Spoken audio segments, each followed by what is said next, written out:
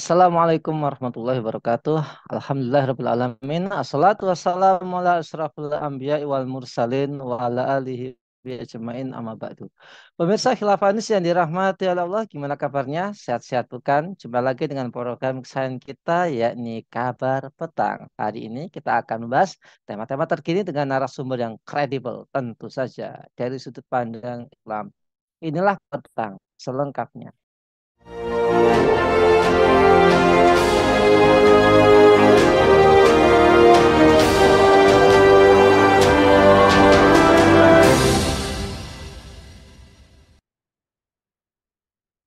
Pemirsa, kelompok kriminal penjat atau KKB dilaporkan menyerang warga di Nduga, Papua Pegunungan. KKB menembak 3 orang warga sipil hingga tewas. Dilansir Antara, peristiwa ini terjadi di Kampung Yasoma, Jalan Batas Batu Kenyam, Kabupaten Nduga, Papua Pegunungan pada hari Rabu 16 Agustus 2023. Dari 3 korban penembakan itu, 2 diantaranya aparatur sipil negara atau ASN di Kabupaten Duga. Apakah penumpasan teroris di Papua ini telah gagal? Bagaimana cara menyelesaikan persoalan di Papua? Apakah diperlukan pendekatan kesejahteraan, membuka ruang dialog, serta diplomasi internasional? Untuk membahasnya kami terhubung dengan Direktur Indonesia Justice Monitor, Bung Ahmad Rizal. Assalamualaikum, Bung Rizal. Waalaikumsalam warahmatullahi wabarakatuh. Nana, Gimana kabarnya, Bung?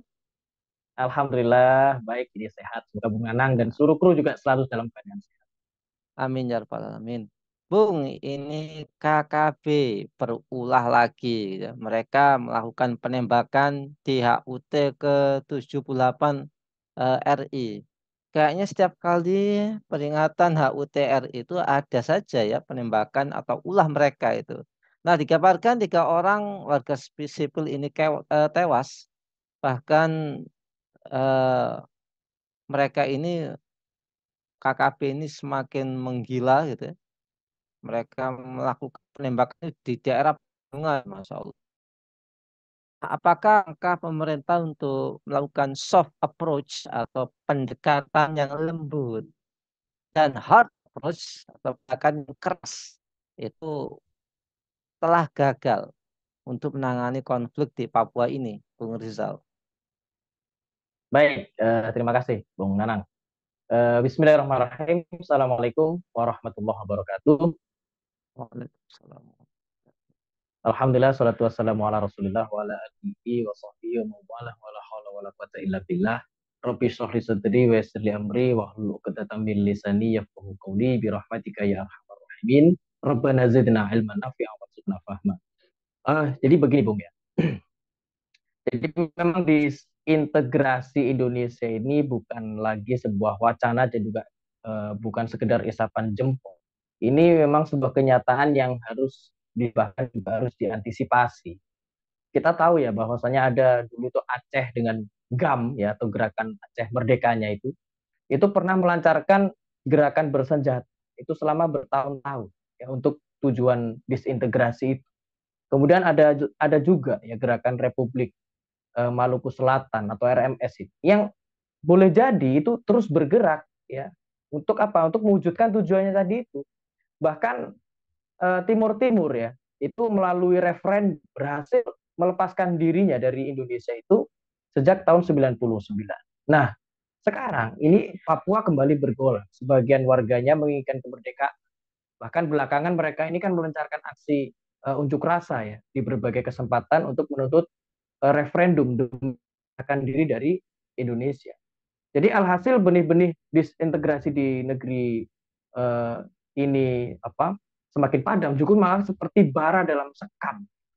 Jadi sewaktu-waktu itu bisa berubah menjadi semacam kilatan api yang susah untuk dipadamkan. Saat ini bahkan tuntutan untuk melepaskan Papua dari Indonesia itu mencuat lagi. Jadi peristiwa ini itu tidak bisa dilepaskan dari upaya dari pihak asing tentunya ya. Khususnya itu adalah Amerika Serikat.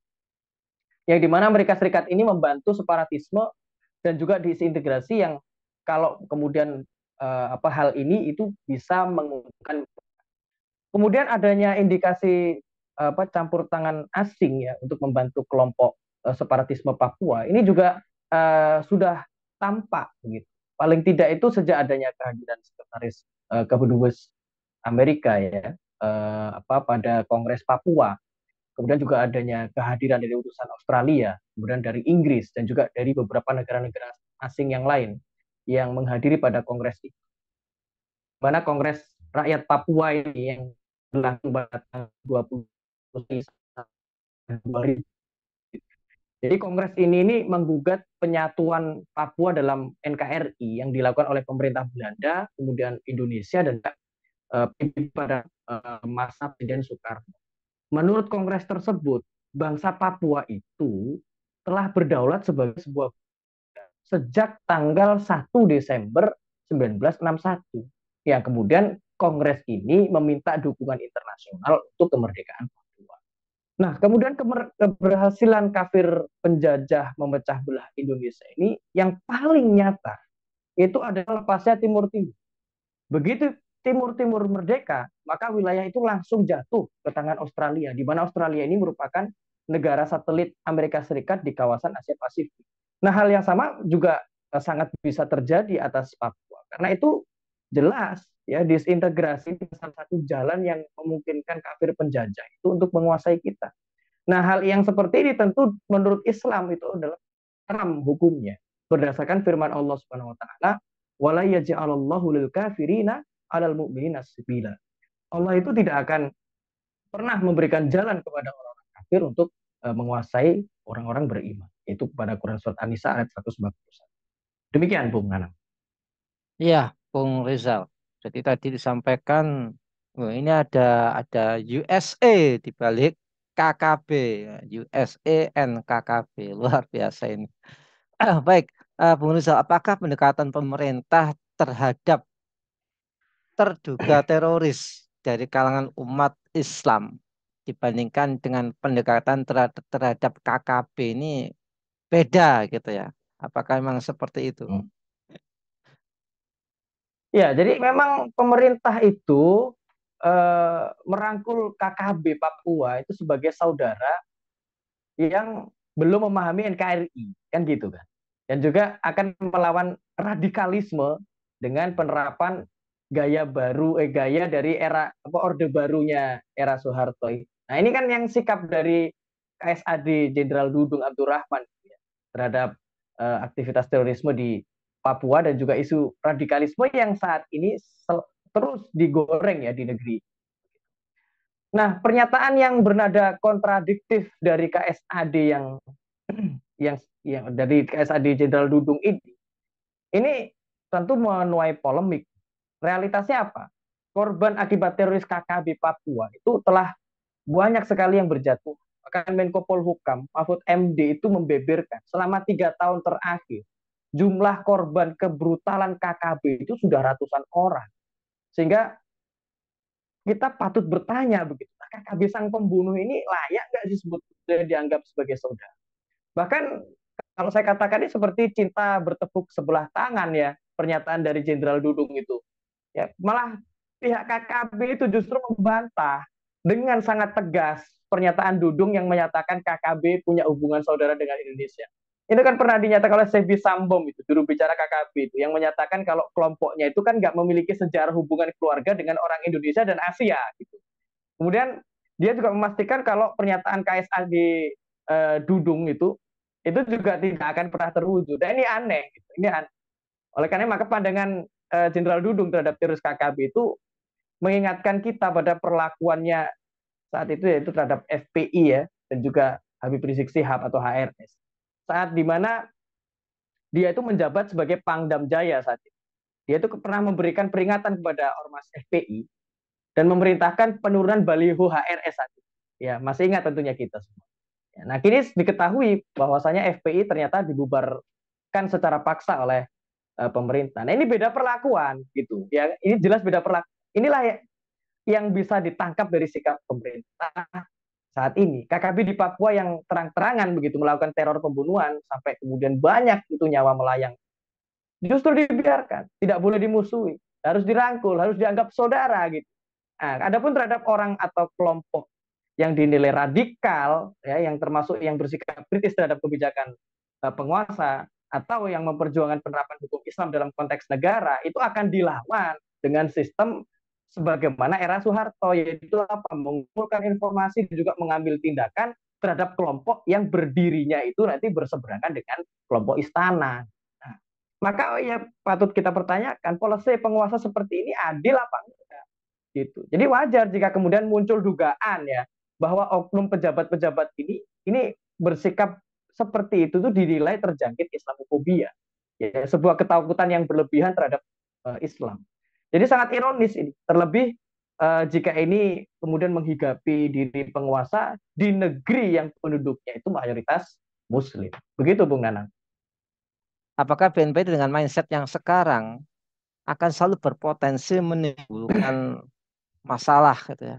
Dan apakah ada oversimplikasi dari BNPT bahwa radikalisme pemikiran adalah akar terorisme? Baik, Bung Nanang. Jadi memang begini, publik itu nggak perlu heran ya kalau kemudian BNPT itu membuat kegaduhan. Selama institusi itu ada dengan mindset yang seperti saat ini, ya, maka kalau BNPT itu masih bermindset seperti sekarang ini, maka itu akan selalu berpotensi untuk menimbulkan tadi itu kegaduhan.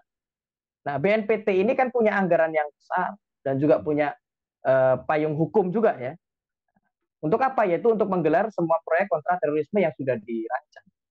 Oleh karena itu, maka menurut saya itu publik itu tadi itu nggak perlu kaget ya, kemudian nggak perlu heran ataupun merasa merasa sedih gitu ya dengan kalau misalkan BNPT itu terus memproduksi begitu narasi-narasi yang berpotensi untuk melahirkan kegaduhan tadi, khususnya di kalangan umat Islam.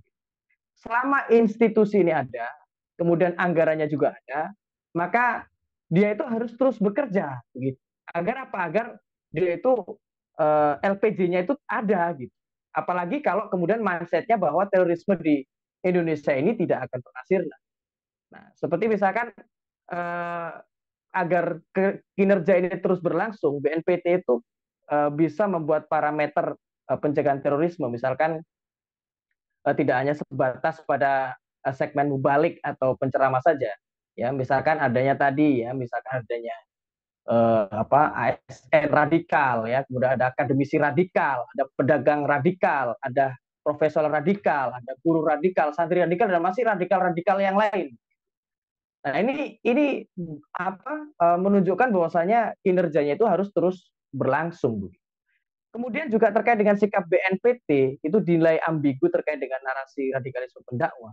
BNPT itu secara terbuka itu tidak mengakui sebagai sumber informasi, tapi secara implisit justru mendorong publik untuk melakukan filtering gitu ya terhadap para dai dan juga para pendakwah dengan apa? Dengan parameter yang disampaikan oleh BNPT. Nah, kemudian fenomena seperti ini akan dinilai oleh publik semacam permainan opini dan juga permainan propaganda dengan posisi BNPT itu menurut saya sebagai konduktornya atau sebagai pengaransemen lah ya, baik itu secara terbuka maupun secara tertutup. Demikian Bung Nana. Bung, apakah akuntabilitas penggunaan uang rakyat oleh BNPT ini perlu transparansi ya? Sekalipun BNPT memiliki standar undang-undang yang disahkan, ya. Apakah fakta empiriknya bahwa acap kali BNPT melahirkan kemarahan umat Islam, bikin gara-gara kepada umat Islam, dan bikin gaduh ketika mengimplementasikan substansi undang-undang yang ada. Mungkin bisa dilihat kasusnya Ustadz Siono, kemudian kasusnya HRS gitu ya. Nah, mungkin bisa dari situ. Silakan, Bu. Iya, ya memang BNPT ini harus bertanggung jawab kepada rakyat Indonesia. Kekuasaan atau kewenangan itu menjadi basis ya untuk membangun otoritarianisme dalam tataran teori ya, konsep, gagasan atau pendapat atau bahkan dalam eksekusi atau tindak. Jadi benar ya apa yang Bung Nanang tadi sampaikan ya, sekalipun BNPT itu memiliki sandaran undang-undang yang sudah disahkan, Tapi fakta empiriknya itu seringkali memang melahirkan perdebatan dan juga tadi itu kegaduhan ketika BNPT itu mengimplementasikan substansi undang-undang yang ada. Dan yang perlu untuk kita sorot itu adalah bahwa upaya pemerintah untuk terus melestarikan ya program deradikalisasi ini sebetulnya adalah upaya yang kontraproduktif gitu. Apalagi di tengah banyaknya isu penting yang semestinya itu menjadi fokus pemerintah saat ini. Misalkan terkait dengan problem IKN Nusantara ya atau ekonomi yang makin loyo, bahkan ini kan disinyalir ya sedang menuju resesi gitu. Kemudian adanya korupsi yang semakin menjadi-jadi, kemudian ada separatisme OPM, utang luar negeri yang makin tinggi, dan juga APBN yang terus mengalami defisit yang makin besar dan masih banyak yang lain. Nah, karena memang begitu ya, sejatinya memang deradikalisasi itu adalah lawan dari radikalisasi yang selama ini itu dianggap sebagai biang munculnya aksi-aksi kekerasan. Tapi sebetulnya itu kan nggak ada bukti sama sekali kan bahwa aksi-aksi kekerasan yang dilakukan itu atau yang didugakan itu diinspirasi oleh buku-buku Islam yang bertemakan syariah atau bertemakan jihad atau bahkan bertemakan khilafah. Atau juga kalau kita lihat itu materi-materi tadi itu kan sudah lama, itu kan sudah terdapat di kitab-kitab pesantren dan juga dikaji juga sudah bertahun-tahun oleh para santri. Bahkan materi tentang khilafah itu sendiri itu sudah bertahun-tahun gitu loh dijadikan materi resmi di buku-buku pelajaran madrasah aliyah di lingkungan Kementerian Agama gitu. Jadi kalau memang misalkan kitab-kitab pesantren dan juga buku-buku pelajaran agama itu memicu radikalisme, tentu ya harusnya itu radikalisme itu sudah terjadi sejak puluhan tahun yang lalu sebagai dari isu terorisme global yang dihembuskan oleh Amerika Serikat ya.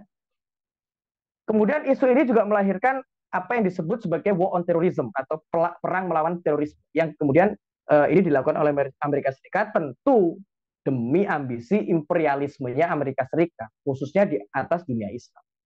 Kemudian juga para dai atau penceramah yang dituding radikal, tidak satu pun juga kok dari mereka itu yang terbukti melakukan aksi-aksi kekerasan, apalagi terorisme. Yang ada itu dan ini yang barangkali ditakutkan oleh pemerintah ya, itu semakin banyak dan juga penceramah yang belakangan ini itu makin bersikap kritis terhadap pemerintah.